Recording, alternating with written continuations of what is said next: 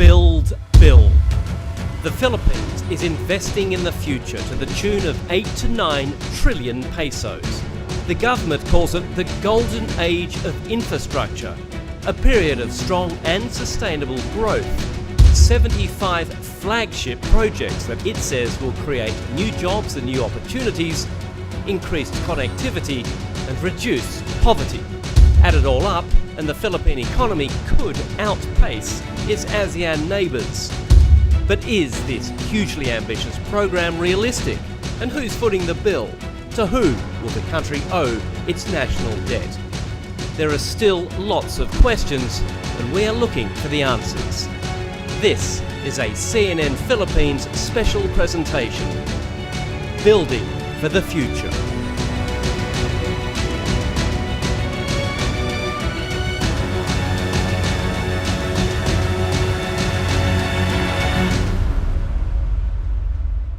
Ladies and gentlemen, please welcome our moderators, CNN International Correspondent Andrew Stevens and CNN Philippines Chief Correspondent Pia Ontiveros. Thank you very much. And thank you so much for coming here to join us this afternoon. Pretty good crowd here. That's right. Hello, everybody. It's so great to see everyone here today at the Maybank Performing Arts Theater here in Taguig for the Build for the Future Business Forum. It goes to show, Andrew, that this is a subject that's close not just to the President's heart. And we know how close it is to the President's heart, but it is close to everybody's heart because everyone basically is affected by infrastructure. We talk about love making the world go round. Hey, come on, guys, it's infrastructure that really makes the world go round. Because if you think about it, without infrastructure, an economy will never get to its full potential. And I think that is a story, a narrative that the Philippines has basically owned now for decades. That's right, for decades. And the question is, how bad is Philippine infrastructure? I guess the answer is bad. I mean, every time I travel, Andrew, I get infrastructure envy. I'm from Hong Kong. Yeah. Understood. So you don't know what I'm talking about. So for the people in the audience here, in the vernacular, it's called inggit. Naiinggit kami, hindi ba? Last year, the World Economic Forum rated the Philippines infrastructure at 97, the 97th best out of 137 countries, the same level as Rwanda. Yeah, when you put in those sort of terms, you realise how much work there is to be done. Interestingly, that same survey from the World Economic Forum was about competitiveness overall. And I rated, as Pia says, those 137 countries. The Philippines actually finished 56th in that survey, one notch better than the previous year. But think what that number would have been had infrastructure not been at 97. And in fact, if you look at your neighbours, the Philippines on that competitive level is 7th out of 9. Here in ASEAN. Here in ASEAN. It's better than Cambodia and Laos only. I don't know if I should say ouch or thank God. Better than it's Cambodia time and for Laos. action, I'd say. Yeah. So it's clear infrastructure is the Achilles heel of this country's economic development, but you all here already know that. What we all want to know is exactly how is build working and whether the policy plans are in place. So, here to answer those questions, we have assembled a very, very high-level team from the Philippines government and also from the private sector. So, ladies and gentlemen, please give a warm welcome to the Budget Secretary, Ben Diokno.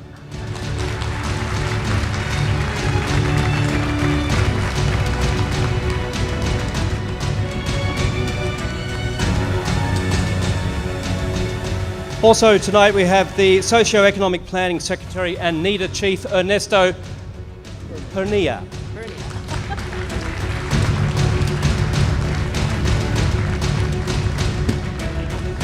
Also, Transportation Secretary Art Tugade.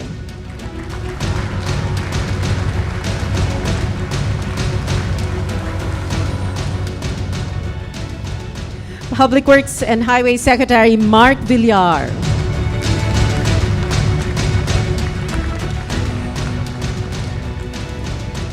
And Vince Dizon, President, Bases Conversion Development Authority. Gentlemen, please take your seats here. And Andrew? Yeah, we also have, as I said, we have leading figures from the private sector here today, including, gentlemen, as I name you, if you can stand up and just acknowledge the crowd so they know who is going to be speaking. Start with Raul Romulo, who is the Chief Finance Officer of the Infrastructure Division of San Miguel and also Head of Treasury. Mr. Ed Francisco, President of BDO Capital and Investment Corporation. And Bill Luz, President of the National Competitiveness Council. Thank you, sirs. Let's all take our seats now. Okay, and let us begin. Gentlemen, please. And I'd like to kick this off to you, Budget Secretary. What I want to do is basically set the scene. So this Build was announced back in July of 2016. We're nearly 2 years into this. I want a status report from you. Where are we? Are we where we need to be? Are we where you expected to be? Basically, are things on track? Before I answer that question, let me put things in perspective. Why are we doing this? Because I look at the numbers. For the last 50 years, the Philippines spent only 2.6% of GDP for infrastructure. 2.6%. The acceptable level will be around 5%. So what we did was, for last year, 2017, it was about 4.7%. This year, our target is 6.1%, ramping it up to about 7.3% by 2022. Now, to answer your question, yes, I'm happy where we are. It's not easy to do this kind of massive, ambitious program in 2 years. But what we did was to maybe complete some projects which were not started, but we are finishing right now. For example, the Panglao International Airport, it will be done this August. Okay? Panglao, that's been lying down there for 10 years. The Cebu International Airport, the Cebu Second International, we will complete that this June. Terminal 2. The Clark International Airport has been started now, right? It's ongoing. So I'm happy where we are. The train going to Clark is also being started. Just a very quick follow-up there. Talking about, if you're talking about 100% being completion, how far down the road are we? Is it a 10% completion so far? 50%? It's hard to say. These guys will answer that question, Okay. all right? Case to case, huh? Maybe Secretary Tugade and Secretary Villar. It's hard to do a generic yardstick here because of the peculiarity of the projects we have. The projects of transportation will not be akin or similar to the things which the Department of Public Works will be doing or are doing or have done. In the same token, it will not be in the same platform as what BCDA is doing. In other words, what I'm trying to say is, if, for instance, you are to ask transportation within a time set of, say, the remaining 4 years of the term of the president, we are going on a 25 to 30% accomplishment. But what's dramatic changes after this year and mid of next year? That number of 30% will dramatically improve.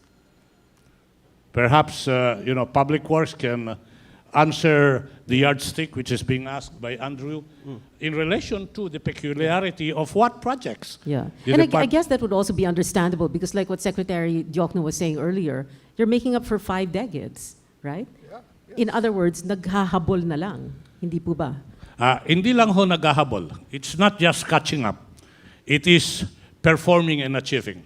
If your effort is just to make habol or to catch up, then we'll not be doing full what is expected of us as Department of Transportation. As we try to do what was forgotten or neglected in the past, we do certain things that is anew and peculiar to the administration of President Duterte. Secretary Villar, are you on target? Well, we have so many projects. It's hard to generalize percentage-wise. But let me talk about our disbursements, which is how we measure accomplishment. Construction accomplishment is always a function of our disbursements. Despite the larger budget, in fact, last year, I can speak for our department, and actually our or even the DOTR, we experienced one of our highest absorptive capacity rates last year, despite the fact that even with the increased budget. So in terms of performance, disbursements, we are tracking higher than we are in previous years. And I think this is good, especially given that there was a significant increase in infrastructure spending. So if you're asking me, are we doing well? Yes, we're doing well. We're doing better.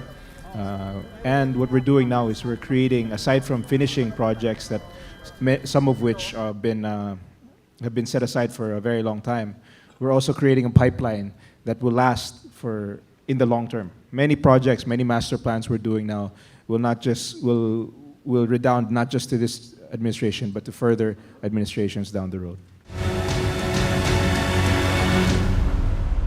6 airports, 9 railways, 3 bus rapid transits, 4 seaports, 32 roads and bridges. I mean, it is a colossal undertaking. I just wanted to ask a question to you, Mr. Pineda, Secretary Pineda. What was the criteria, the key points that you needed to tick those boxes when you were choosing or when those projects were being chosen? In terms of metrics, we have in our list 75 flagship projects, meaning projects that are at least 2.5 billion pesos in terms of cost. And as of the latest, we have already processed, meaning it has gone through several stages, about 6 stages of processing and approvals. We have already covered 35 of the 75 flagship projects. So that's more than 50% in terms of new projects getting approved by, in terms of technical evaluation and getting through the cabinet level investment coordination committee and then on to the NEDA board, which is chaired by the president. So these are now ready for implementation, these 35 new flagship projects. And besides that, we have, as mentioned by Secretary Villar, we are completing several projects that were unfinished in the previous administration, and they are about to be finished, like the Harbor Link. Harbor Link from the port area that brings NLEX, that will link it to trucks directly to NLEX instead of having to go through Manila cities and further congest traffic. Right. And so let me get your question again. I just wanted to just a key criteria. The criteria are, for example, we have in the development plan, Philippine Development Plan 2017-2022, we have priority projects based on pent-up demand in terms of transportation, in terms of roads and bridges by the Department of Transportation and Communication, Public Works and Highways, and airports. So we see where are the demand really growing that has already been unmet for several years. And so that's a very good criterion because in terms of viability and economic returns from that project, it's going to certainly have to be going to have great returns in terms of satisfying the needs of the country for transportation or for whatever types. There are several types of transportation. And also energy. Energy is mostly a private sector though. Yeah. So several years or several decades, 5 decades in fact. Yes. But I was wondering, there is a hashtag that you use, and I guess the younger the younger men on stage would know this hashtag that you're using, comfortable life for all. Is that the criteria also, part of the criteria? I mean, that's Yes, I would that like is to the think. objective, right? To make Yeah. things easier for people. Yeah, right? as I have mentioned earlier, when we assume our respective position in the Duterte administration, the president gave an all-embracing order: make the Filipino comfortable. On the part of transportation, therefore, if you will ask for criteria and view this in the light of the president's directive of making the Filipino comfortable, what will be the criteria? The criteria will be mobility. The criteria will be connectivity. The criteria will be to enhance the movement and transfer of people and goods. And then ultimately, this will be translated into one word: comfortable. So that we are committed, the Department of Transportation is committed to achieving mobility and connectivity in the hope and with the target that we, in our own ways, will make the Filipino comfortable. Comfortable in terms not only of travel, but comfortable more particularly and generically in relation to way of life. So that the Filipino will no longer have infrastructure envy. Hindi na tayo maiinggit sa ibang bansa.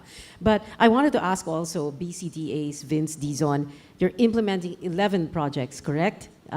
New cities, special economic zones, including the new Clark City, 9,450 hectares.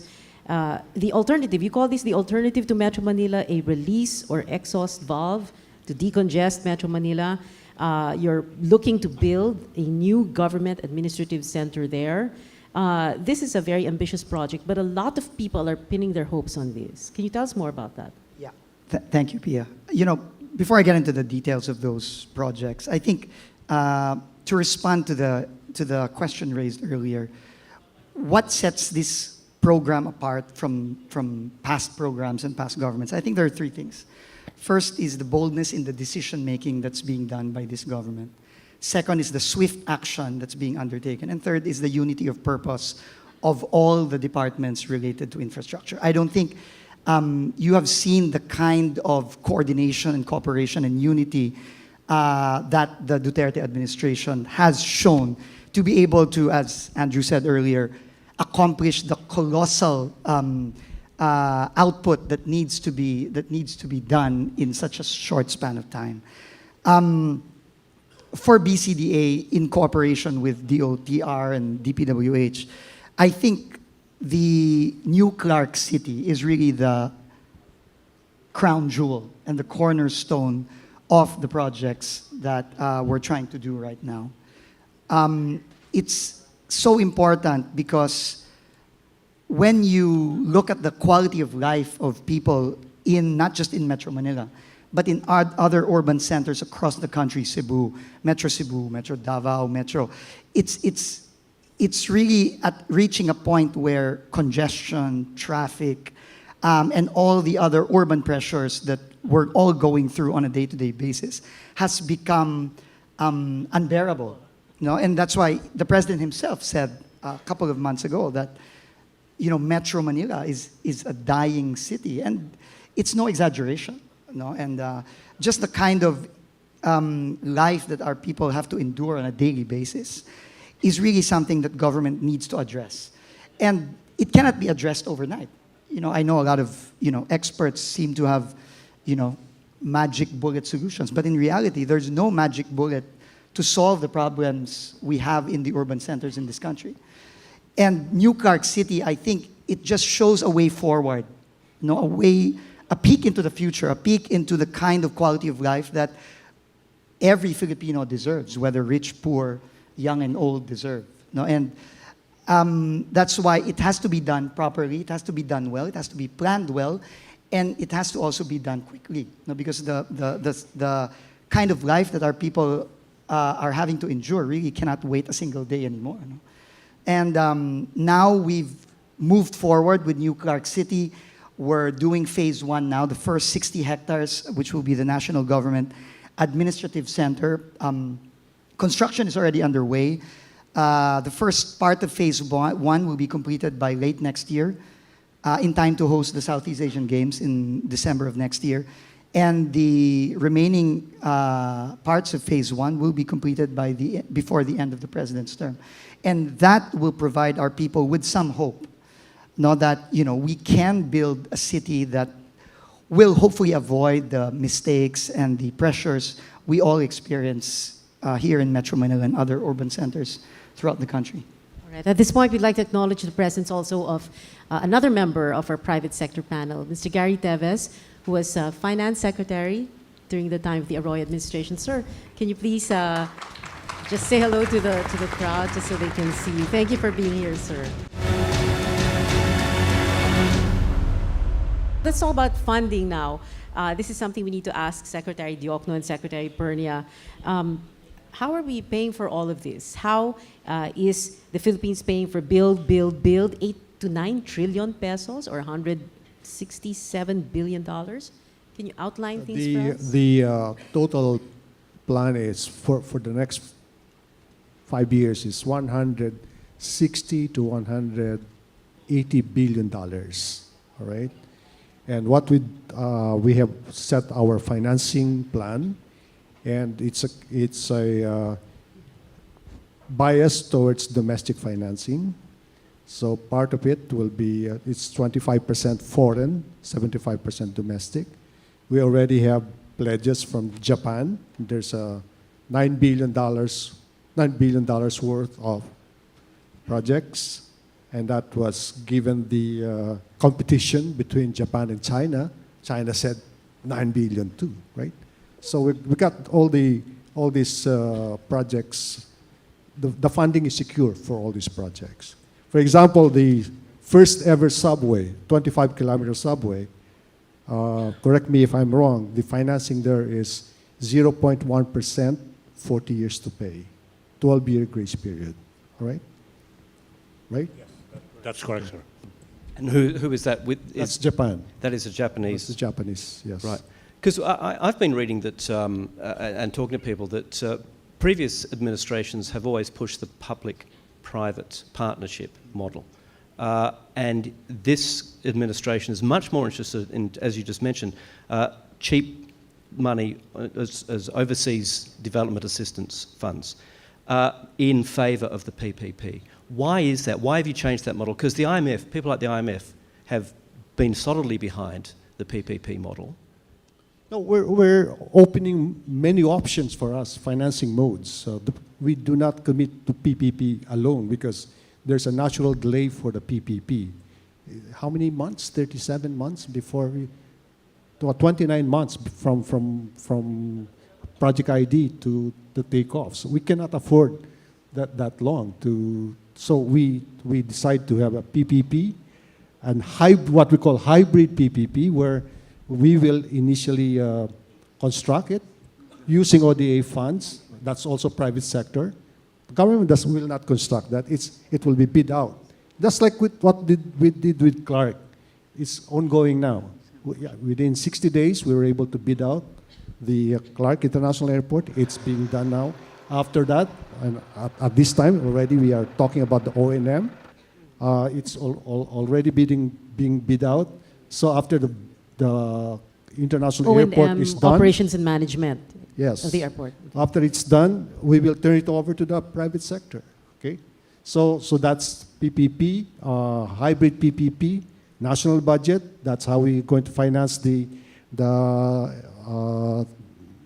Mindanao railway system, and then also for the first time, we are welcoming unsolicited proposals subject to Swiss challenge. What we don't want to do is to have a project funded with a premium.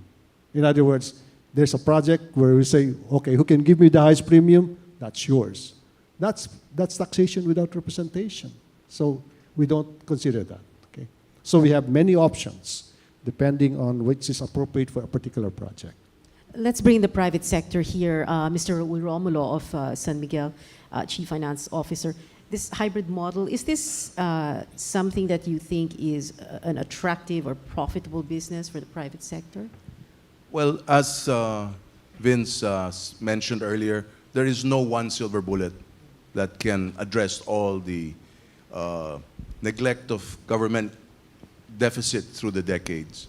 So what the Secretary Diokno is saying, they've opened up many windows to facilitate these projects is a welcome addition to all of our projects that are going through. But what we'd like to see is, and we're very grateful that the government is supportive of a lot of the projects that are still unfinished because from the past dispensation, most of them, as Secretary Togado knows, are ours. So they've been very cooperative in assisting us to complete these projects. But what we'd like to see is a more balanced opening and distribution of these different kind of budget fundings.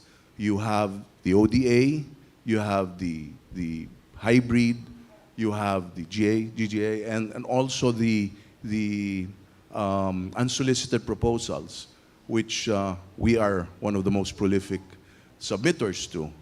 But we'd like to see a more balanced approach, if possible, to see all of these projects roll out more efficiently as it is now. We understand that a lot of the projects that you put together are still trying to complete from the previous administration, and you're rolling them out. We'd also like to see the different agencies have more people to help us analyze all of these projects that can go into fruition faster. So yes, this hybrid is a welcome avenue, but we'd also like to see the opening or reopening again on the thrust of the PPP side without the premium, sir. And also, again, the unsolicited proposals that are already there. If you can move this a little faster, and they're moving faster than the past, but we'd like to see it a little, and we know you also want us to finish faster, Secretary Tugade. We talk about this all the time. But yes, these are very welcome additions. But maybe the balance of the distribution maybe shouldn't be more towards more ODA or borrowing, maybe a more equal distribution, because also, as our colleague here from the banking side says, there's very little business for them as well. Yeah. The PPP window has slowed down. Yes. Budget Secretary, sorry, can we get a response? Yes, there's a long list of projects, and as Secretary Perna said, we have decided on 35, right? So we'll consider your proposal. Yeah, on the other half, maybe. But these are like a 600-kilometer railway system. Do you want to enter there? Which private sector would like to do that? Well, we are not there. So, but we'd like to see, as I said, Yeah. the initiatives that you brought up. what will happen is that China, for example, if we give it to China, they will actually chop it off to several segments because they want to finish it within the time frame. So I think you'll benefit from that also. At this point, we'd like to bring in also Mr. Ed Francisco of PTO into the discussion. Sir, tell us, what do you think of this hybrid model?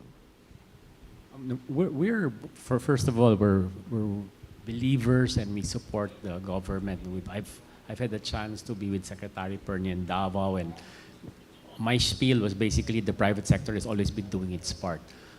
So the hybrid model is actually great. It's just that I guess there are just less of these. No? So for example, right now, what is the private sector waiting for? It's really waiting just for the airport project. Of course, we know that San Miguel is a prolific, as Raul said, prolific, submitter of unsolicited. But how many of those are gonna be decided upon where we can actually fund? So is it 150 million for the NAIA consortium? Is it megawide? Is that? But other than that, the private banks have raised capital. We're so liquid, but we are just not there. But we understand, of course, there's the pricing concern. So I guess from our perspective, our request is, even if, let's say, you're going to do an ODA, maybe as a bridge, we're there to support. If there's some delays, use us because, and then later on, they can be taken out anyway by the JICAs, by the JBICs, the JEXIMs, but use us because, in fact, one other way we're using, in fact, today, we're helping the Bureau of Treasury with the RTB. So that's one way to fund the government, but at least we're there to help because we want it to succeed. We want more, in fact. So any way you can use the private sector. Secretary Diokno, I mean, is this program squeezing out? It sounds like it's squeezing out the private sector financing too much. Should you readjust perhaps? No, there are some projects that are purely private sector domain. All power projects are done by the private sector. Telco projects are done by the private sector. Some transport projects are done by the private. There's a lot of possibilities. So you're quite happy with the mix at the Yes, moment? I think so, yeah. And also the construction of projects are being done by private sector contractors. And many of these, they would borrow money from commercial banks. But in terms of the volume of funding, it's cheaper to get it from the government or from ODA. I mean, there's no comparison. How much do you charge? What, 20%, 10%, something like that? It's way. Sir. Sometimes within single digit. But Okay. we're not. Anyway. We admit we are more expensive, admittedly, than 0.1. I guess I'm just saying that if there are delays, or because of course there's a premium anyway. There's also the other argument is that there'll be a big premium also in these other ODAs at first versus if it were done by a private sector. We're just there really to support. So however we can be used to get a better price, or if the effective project cost becomes lower, even if the funding cost is high, we're there to help. Can I just like to bring you into this, Mr. Teves? Do you, as a former senior economic manager with the government, do you think that the mix is right here, or is there a good point coming from the private sector? Well, the percentages have not been indicated, but I think qualitatively, Secretary Ben tried to suggest that there's a balance. But I think it's also situational in the sense that certain factors now are not exactly the same as they were a few years back. Even in terms of the macroeconomic indicators, we're facing a slight deterioration in the peso, and that would surely give us some concern on foreign borrowings. And then private sector participation may also be tapped because actually they're also ready, and the risks are going to be borne by them. And there are occasional requests from the governments from various sectors of the economy which were not anticipated and may not be anticipated really. So the government will have to anticipate how to fund this, example of which is like the education for students in state universities, salaries for government employees and soldiers. I think maybe the government might want to consider looking at even the 35 projects that have been approved and see whether there should be more private sector participation through public-private partnership and get them to bear more of the risk, but at the same time indicate to them that we'd like you to assure us that the timetable is within our own timeline. Ben mentioned about 29 versus 37. If they want 29, maybe one of the criteria should be whether the private sector interested can also meet that deadline. But this time they take the burden of the risk, they fund the project, they may want to borrow, but then that will give some flexibility on the part of the government to also anticipate other considerations, other requests in the future, social and education and so on. No. I would, in effect, suggest a more open attitude towards more public-private participation, including unsolicited proposal, and look at the macroeconomic indicators. They're not as comfortable as they were a few years back. So yes, economic circumstances are changing. I would like to move on to a question for the Secretary, Pernia. And we talk about 75 projects, billions of dollars worth, and the government is taking such a big position in this, in sort of organising ODA, in doing own loans. Does the government have the capacity, does it have the expertise to manage this size project taken in its entirety? Or are you biting off more than you can chew?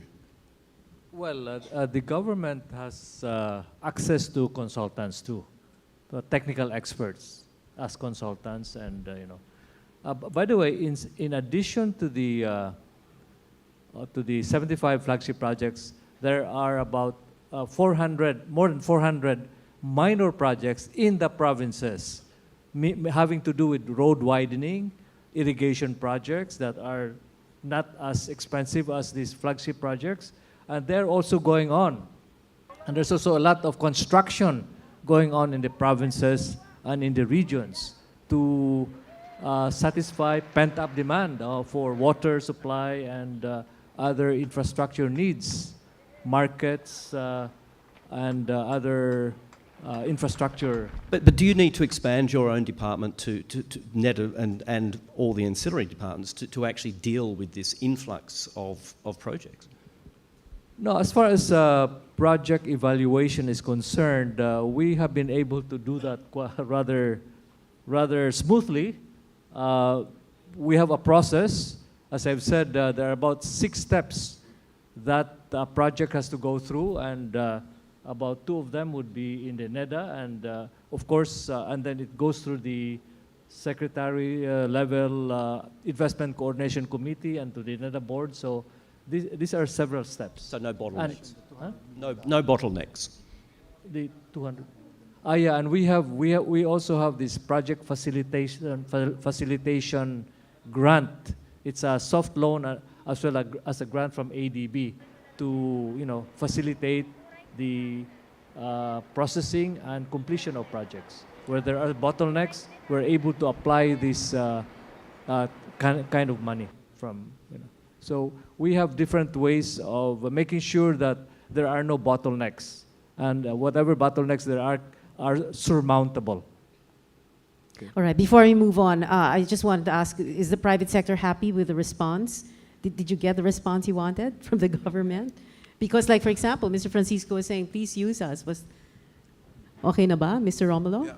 May I also suggest, gentlemen, that through our experience and when we go to the different agencies for our projects, we see that there are little shortfalls in terms of manpower to help analyze the projects, to make it move to go to your level, Secretary.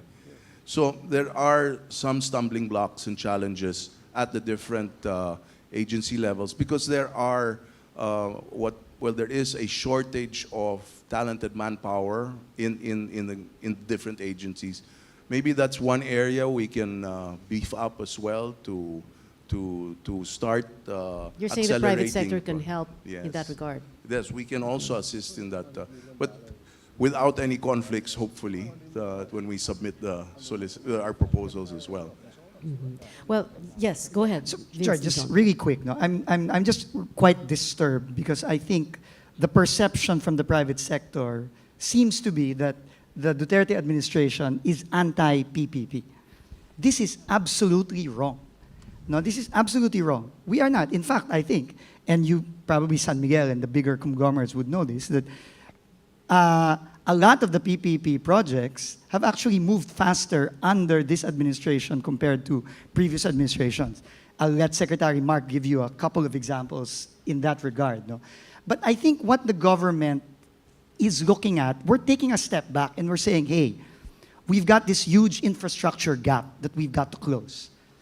And the key here is speed. We have to be able to do all of these things as fast as possible. And the modes on how to get them done will depend. That's what Secretary Jokno said. In some cases, ODA will be faster. In some cases, a hybrid PPP will be faster. In some cases, a full-on PPP will be faster.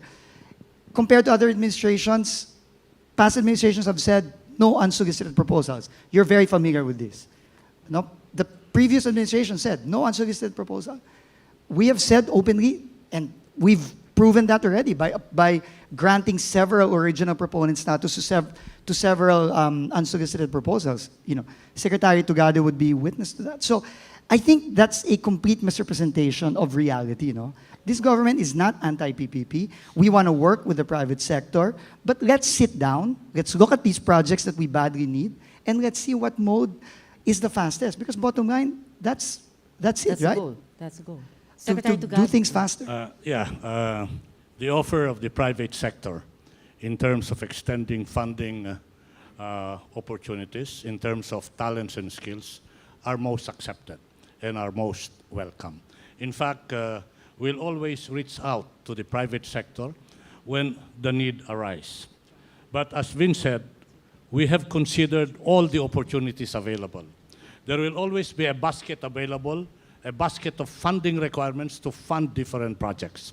There will always be a basket of talents to address different requirements on projects. Let me be very specific. As we discuss funding, as we discuss cooperation or offer of skills and talent, remember, the Duterte administration is barely 2 years. And what have we done in barely 2 years? Let's go to actual accomplishment. Let's talk about the airports. When you speak of the airport before, when you speak of NAIA and Terminal 1, 2, 3, and 4, the tagline is one of the worst airports in the world.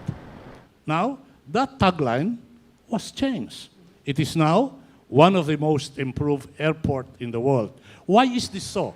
Because there have been developments, construction, completed at that in relation to the airports.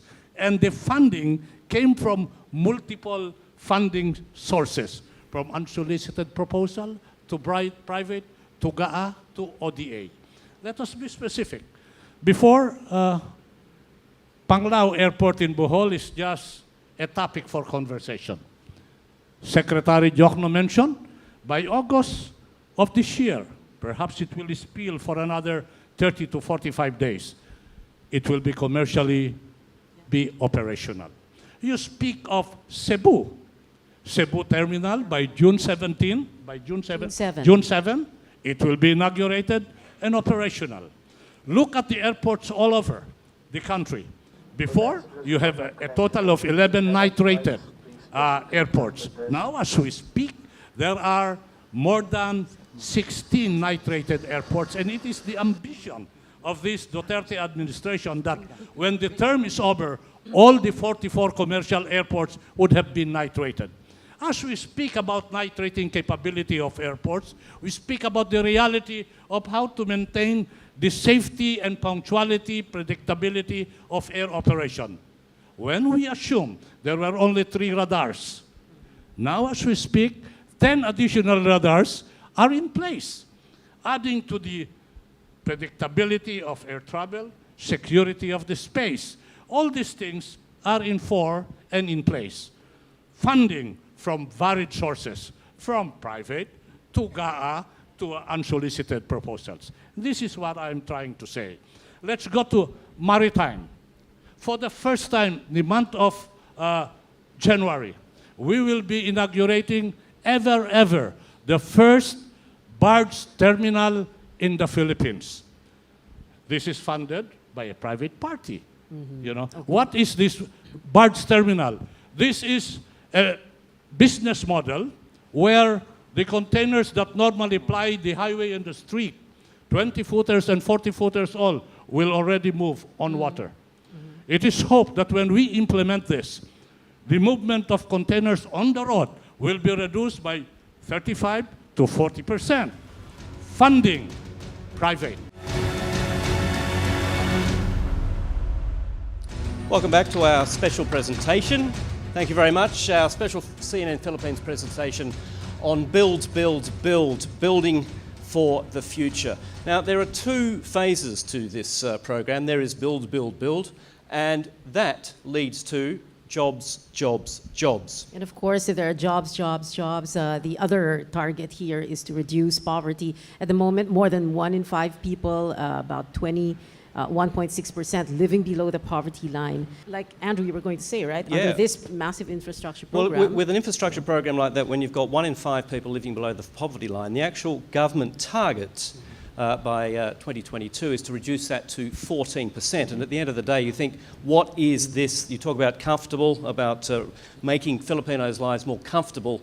Reducing poverty has to be the key topic there. All right, but of course, before we go to reducing poverty and challenges, we wanted to give the floor first to Secretary Tugado, who's going to wrap up what he's going to say, and then Secretary Mark Villar. Yes. Okay, thank you very much, ma'am. We have revisited in generic presentation what we are doing with air, what we are doing with maritime. Let's revisit the rails. You know, the present population of the rail system now is only 77 kilometers. It is hoped that by the end of President Duterte's term, this administration would have completed 1,900 kilometers of railway system, such that you have rail system being put up from Manila to, from Tutuban to Malolos to Clark. You have Clark the to North Subic Railway. in terms of cargo. You have from Tutuban to Calamba, Los Baños going to Bicol. That is the South Railway. Yes, right? ma'am, PNR the South Railway. Okay. You have the expansion of LRT2, and then you have LRT1, then you have MRT7, then you have improvements on MRT3. All this covers a motley of funding platforms. It is not limited to one kind of funding platform. And then there is the subway. Before, subway was a talking piece. In this administration, the mode of implementation is already in place. Why in place?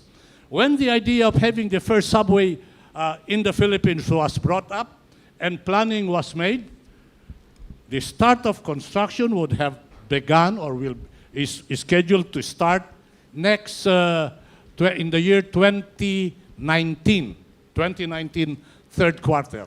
Today, as we plan, as we deliberate, and as we talk with the private sector and the government of Japan, we will start the construction of partial operability of the first subway station, covering 3 places: North Avenue, Mindanao Avenue, and Tandansora, with a railway institute being put up in Valenzuela, which will also serve as a depot.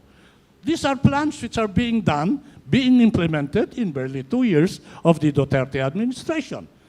How will this be funded? It will be funded under a preferred loan arrangement with the government of Japan. Again, biddings will be in process. There will be construction. And the construction can be handled by the private banks and the private sectors. And this is what I mean when we said, what we have now is a basket of opportunity of funding. It cannot be limited just to one. And I mentioned the specific situations because it points to the reality that we have here a basket of funding sources on projects that are predicated in building the future, which is the topic of our gathering today. And then you speak of terminals on the road. You have the modernization program, all requiring funding. There is a partnership, and there should be a partnership between government and the private sector. You know, we in government cannot say we can do this alone. And you, the private sector, with due respect, cannot say, hey, leave it to us. Government should do something else. It must be a duality of role, mutually respecting each other's capacity and capability. Well, anyway, I just want to just to reemphasize what they mentioned earlier about the robust cooperation that we have with the private sector in terms of infrastructure projects. And I can speak for the DPWH with regards to our various projects. For instance, with San Miguel, our TR4, which is going to Lucena, which will be starting this year. That's a long-delayed project. We have the Harbor Link, which we've acquired 90% of the right-of-way, which will be delivering at the the third quarter of this year. We also have the first exit of the Skyway, which will also be opened. We're targeting by the second quarter of this year.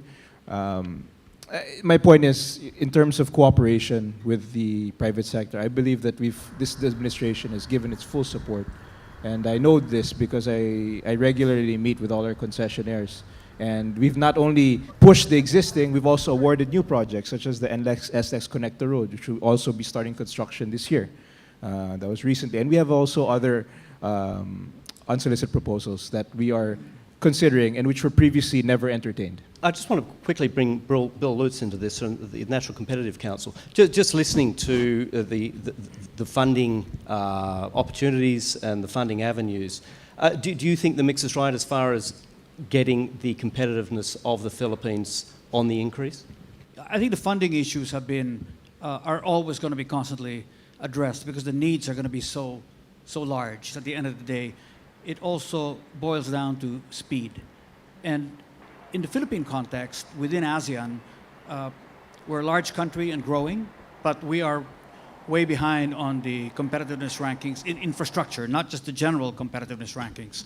So when I take a look at the full range of infrastructure, roads, ports, airports, telecom, energy, rail, we're ranked somewhere between, say, 97 and 120 out of 137. So we're kind of in the lower half of the spectrum. So we need to move with some speed to be able to get to that, to be able to move up with the competitiveness ranking. So I think that's one item that I think we need to be very mindful of. The second is that even as we address all the funding issues, there are probably other issues we need to look at. I just want to flag two maybe that we ought to be really thinking about, and I know the government is thinking about it. One is case of resilience. You know, when we build the infrastructure, they're all designing more resilience into it because of the nature of the of our situation with weather and seismic activity and things like this. And it's one of the reasons why our office at PDRF, for instance, moved to Clark, thanks to the foresight of Secretary Tugade and working with Vince, because we felt that we needed to move to places that are going to be, you know, offer us a better chance at resilience. But the issue, I think, that it cuts across all these things, aside from the funding, I think, is really going to boil down to right-of-way issues. There are a lot of projects out there, but if we don't kind of break those bottlenecks in right-of-way issues, projects can come to a stop. So we have to be very careful about spotting that and debottling that, and debottlenecking that. And I think that's something that the government and the private sector will need to identify early on and work through, because the projects are there, I think the funding is there, but speed gets affected every time we hit little bumps in the road like that. I want to move the conversation on to the financing in terms of the national debt. I think the national debt, or GDP, debt to GDP ratio stands at around 42%. Forbes magazine says that under the build, the massive borrowings, that could blow out to around about 140% over the next 10 years. Tie that in with, we heard earlier, that we don't have a trade surplus anymore. There is a trade deficit and a weaker peso with this growing national debt. Is this not cause for concern for the national accounts now? False news. That projection is wrong. Our projection is that it will continue to decline. All right? The national debt will continue to decline? The debt to GDP ratio, which is the important metric, not the absolute level of debt. It's your debt in relation to GDP. Right now you said 42, right? Our projection is it will continue to decline to about 37 to 38. Even with this sort of yes, borrowings even that with you're this. talking about? So we're confident. We're confident that we will be able to finance the projects without getting us into a debt crisis. Just can you explain how that works? Because we will outgrow our debt. So this is an economic growth Sure. outperforming. 7 to 8% plus in nominal terms, plus 3%. Maybe we will growing in nominal terms at 10%. The debt, the interest rates are very low, so we will outgrow our debt. So that report is false. While we're talking on, excuse me, yes. Andrew, that's the total debt to GDP ratio, but in terms of foreign debt, external debt to GDP ratio, it's only 23%. So that's the more critical metric actually, because you know, those are foreign loans that you're talking about. Receive doctrine says that if your debt to GDP ratio is 60% or lower, you're in pretty good shape. We're in good shape compared to, say, what? Japan, or Japan's debt to GDP ratio is more than 200%. US more than 100%. China is... Can I put that to BDO? Do you have any concerns about the government's finances under build? Frankly, no. We believe in what they're doing, the economic team, and we're very supportive of train. So in fact, as long as the train packages are continuing. Talk about train, the tax train package. 2 and the rest, yeah. We support where you're going in getting the upgrade. So we're behind you. Okay, so there's no red flags. The balance of trade turning to deficit is not a red flag. weaker peso introducing inflation is not a red flag? The trade deficit has always been there. It is increasing because we have a lot of capital requirements. The bulk of our imports is, in terms of value, is due to capital imports, import of capital goods, and intermediate products that are needed in in building and in our construction activity. And We big- have a very hefty reserves, equivalent to 8 months of imports. The rule of thumb is if you can cover 3 months of your imports, you're okay. Our reserves can cover about 8 months of imports. And we have a steady inflow of overseas remittances plus the BPO. That's about $50 billion every year. So we're okay. All right. So the numbers do add up, sir. The country can raise the money and deliver. This program is sustainable. Very safe, very safe. It's all systems go for us. Nothing can stop us now. Sounds like a song. Sounds like a song, doesn't it? I'd like to ask a question about, you talk about the ODA, and we've mentioned Japan a couple of times about Japan being a donor, very low interest rate loans. And China has also been mentioned. China will will be a part of ODA assistance as well. On the back of that, you may have seen this quote from Rex Tillerson, the former US Secretary of State, and talking about China's practices as far as ODA and what has been termed the China debt trap. Now, this is his quote. Beijing encourages dependency using opaque contracts, predatory loan practices and corrupt deals that mire nations in debt and undercut their sovereignty, denying their long-term self-sustaining growth. Now, this is what I talk about, this China debt trap. Are you aware, is this a concern within the government that this is something you actively have to avoid? Yes, we are aware of that. We read a lot of reports from Sri Lanka, from African countries, Pakistan, and we are well aware of that, and we are How do you guard making against haste it? slowly Right. with China. Actually, only one project, a minor project, an irrigation project in Tuguegarao, which is a small project, an irrigation project. That's the only one that has been signed so far. The other projects that that are potentially fundable. In fact, the Chinese are interested in funding them. They have not. They have been moving very slowly. Right, right. Yeah. Is there a way of guarding against the potential of that happening? Is it? Well, we just have to, as I've said, make haste slowly in terms of Chinese funded projects, so that we know at every step of the way we know where the pitfalls are in terms of Chinese funding. Yes. All right, let's talk about jobs. What jobs are we talking about here? On Tuesday, you launched that jobs portal on bcda.gov, no? Secretary Mark, what jobs are going to be available? Yes, actually, it's a multitude of jobs, as you know, with these. I think a large issue for why there's this some firms have a hard time is also placing. Where do you go to, and what is the medium for which you can attract or hire talent? So now we've created this portal which we launched that's called Jobs. So along with the build, we have the Jobs portal. And we just started it. We already have posted 11,000, but that's just the start.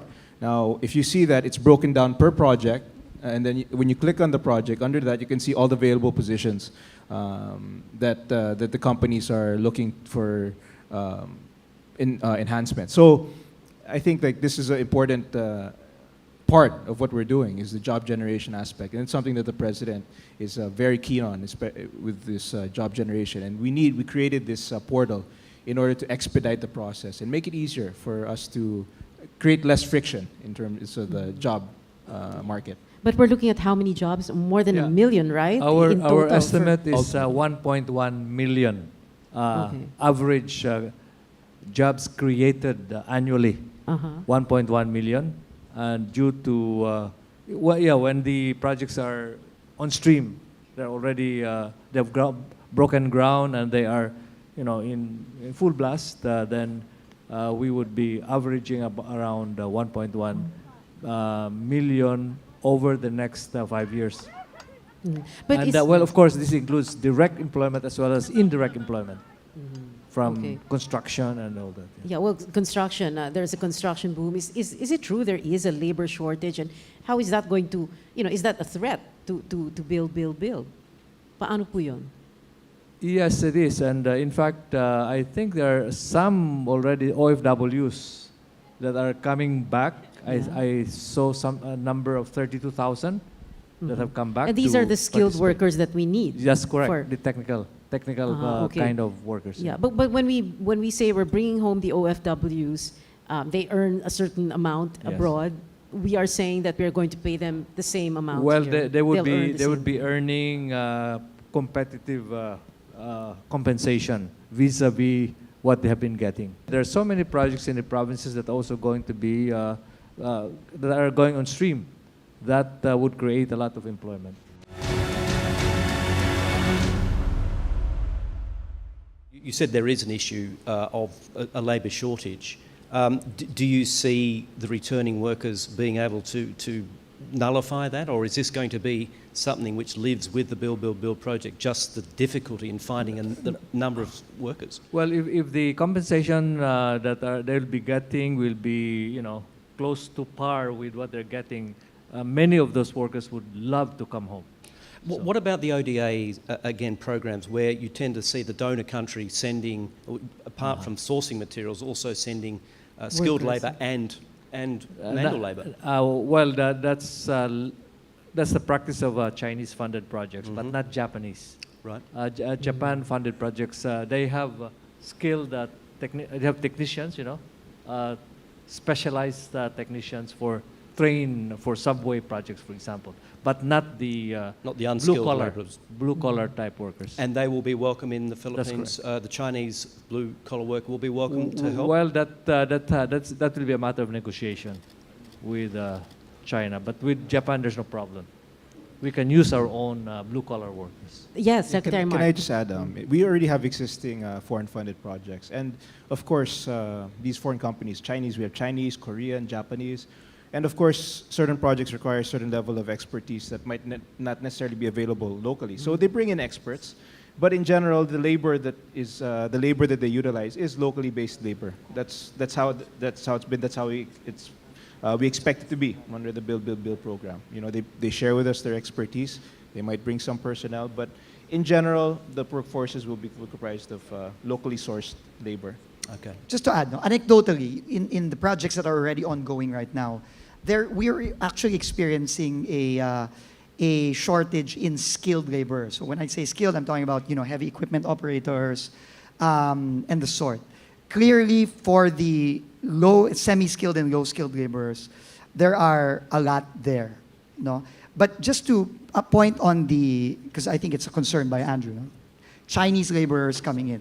I don't think that's going to happen because, first of all, Chinese labor already is more expensive.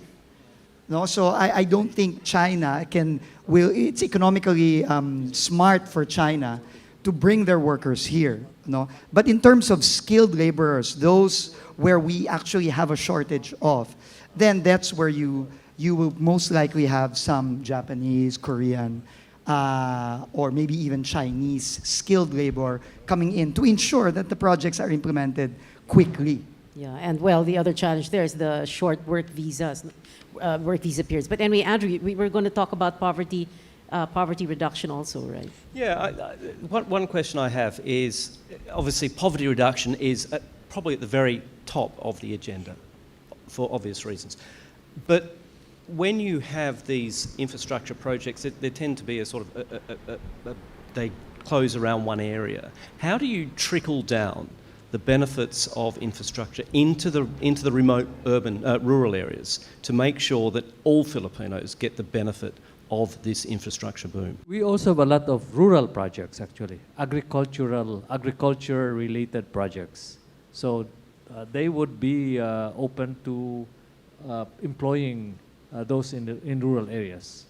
Yeah. So So as I've said, there's so many projects out there that are going to be. And from the top down, the coordination between the state and the local provinces, how closely you're working with them. Because I know this was a success in China, the development of China.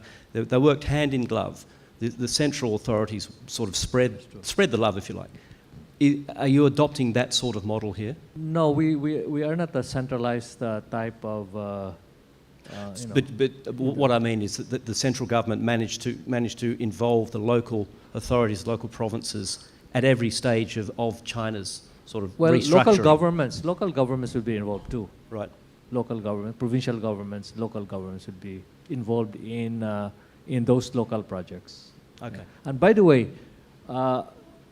in our build program, we are on a 24/7 work mode, meaning 3 shifts. So that's why it's going to employ more people as well as speed up the completion of projects faster. Speed. Okay. Well, multiplier effect. And I want to bring the private sector panelists in here: Ed Francisco, Romulo Biluz, and Gary Teves.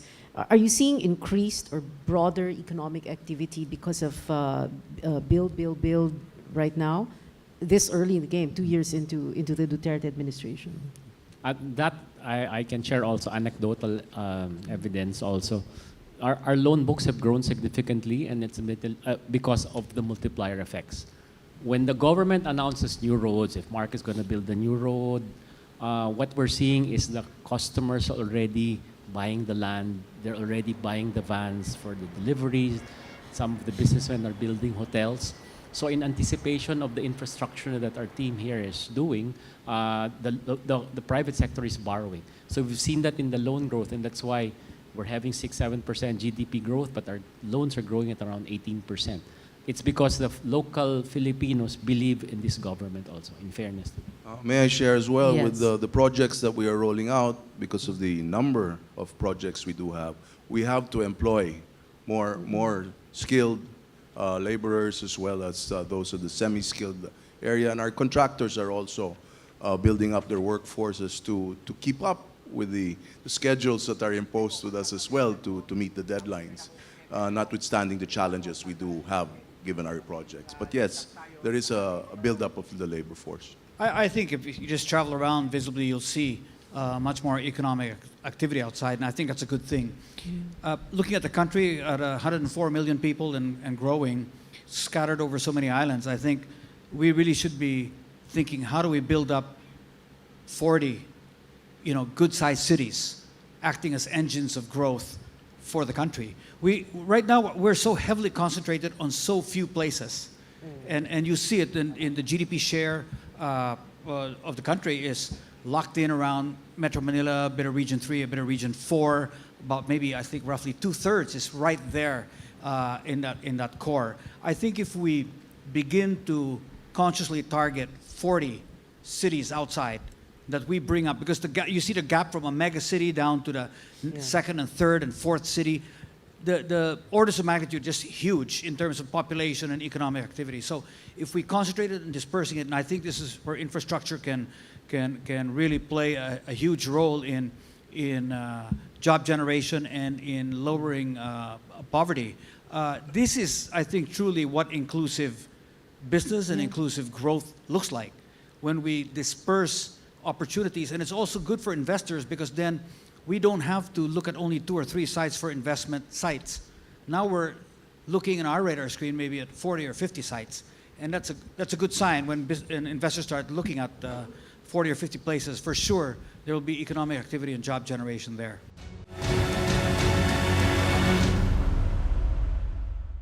Let's talk about corruption first.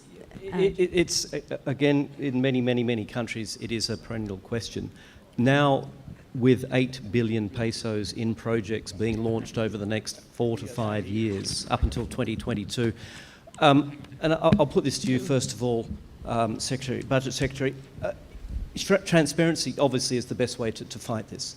How are you going to embed transparency into these processes of awarding substantial loans? Well, that's the instruction of the president. No corruption, right? At the DBM, we are also adopting a new project called Project Time. This is digital imagery monitoring and evaluation system, where we will use the satellite, the drones to really monitor in real time all existing projects. Okay, so we're going to launch it maybe in a few months. Does any of the other panelists have anything to say on this point? Yeah, Mr. Togado is the most senior here. Yeah, So- in terms of transparency, number one, we have changed the processes on bidding and procurement. These are all on live stream. Never before have you heard of bidding on live stream. Before, when we started live streaming processes, we just thought that we live stream the actual bidding. We went beyond that, ma'am. Even procurement now, even pre-bid is on live stream. That accounts for transparency. Number two, it's all in our web page. All the projects, how much, when do we expect to finish, the status, everything, it's all there. It's open and transparent. And then we try to address the issue of bidding and procurement. We ask third parties to come in, to participate in the process, to make sure that it will be transparent. In other words, there are things being done in the processes to make the bidding and procurement process transparent, very accountable. Never has this been done before. It's being done now. Earlier, Mr. Luz raised two issues. The right-of-way. Later on, maybe Mark can handle that, because we have designed a scheme for the right-of-way. And the other is the shortening of processes.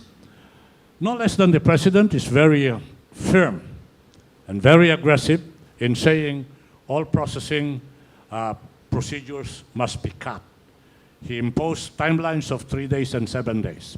And to put emphasis on what he wants, only 2 days ago, sir, he signed the anti-red tape into law.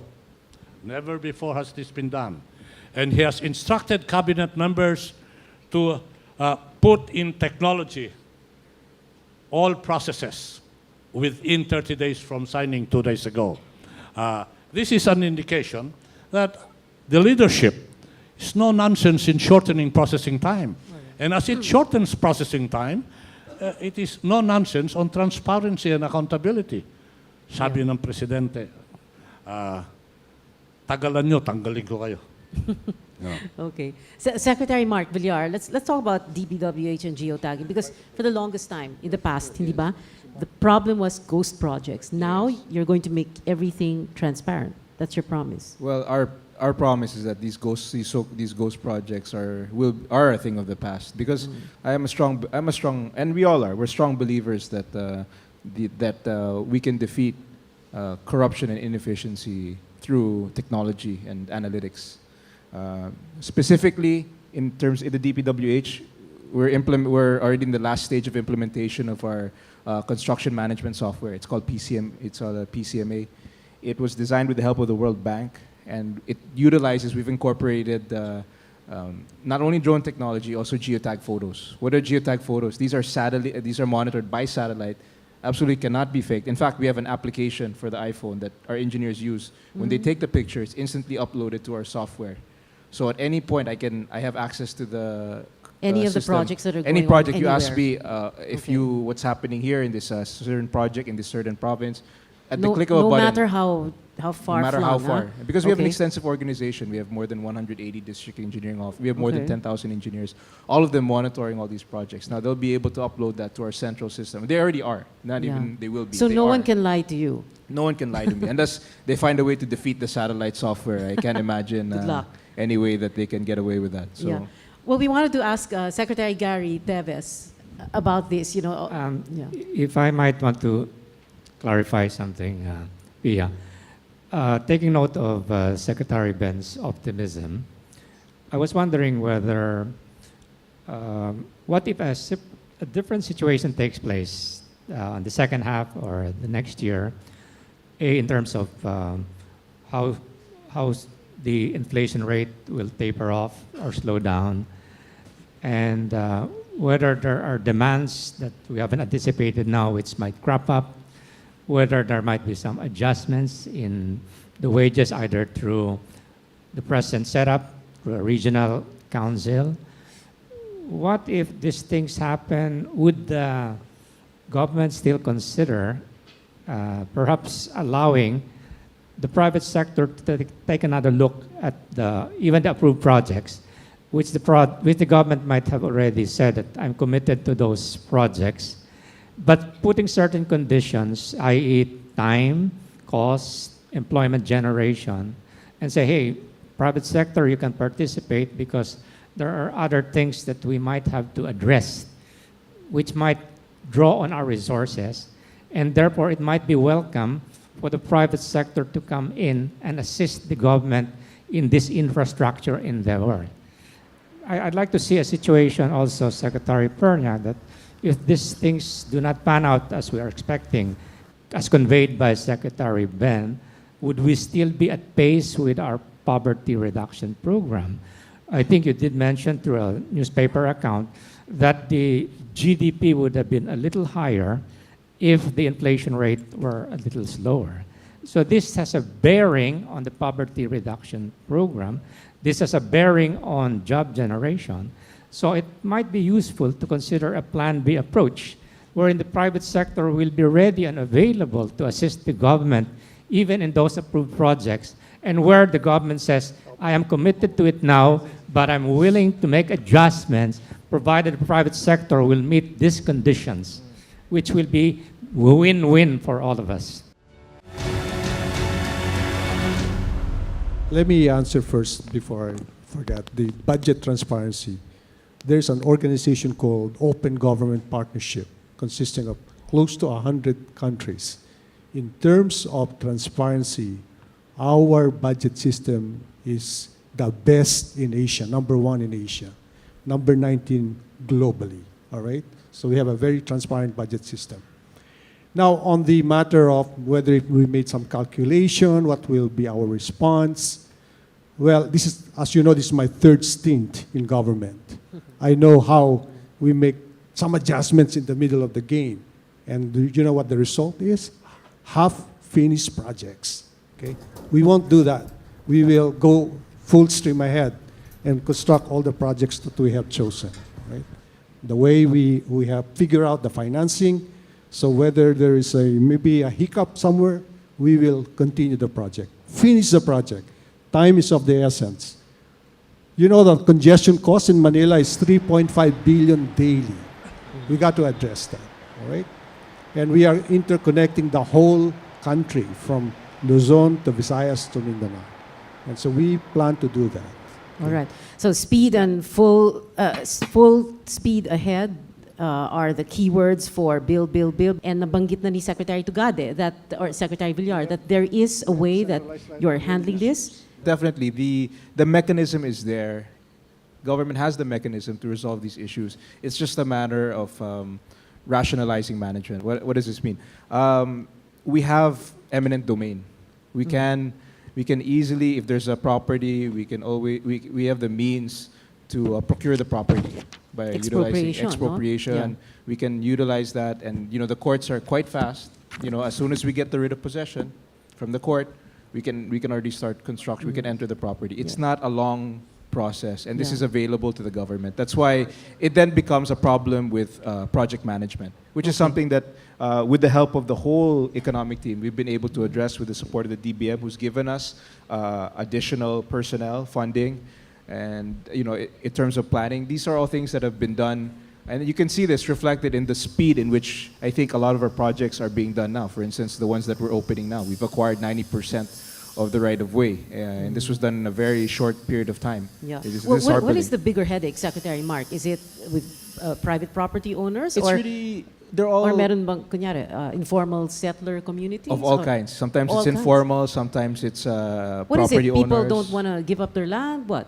Sometimes they don't want They don't like the price? What? Sometimes it depends. In the case of informal settlers, of course, they expect to be compensated because they have to move. Of course, so we have mechanisms for that. For landowners, of course, they want to receive the best compensation for their property, for buildings or whatever they built on it. So, there's mechanisms for giving them what we feel is fair compensation. And if we don't agree, then we'll expropriate their property.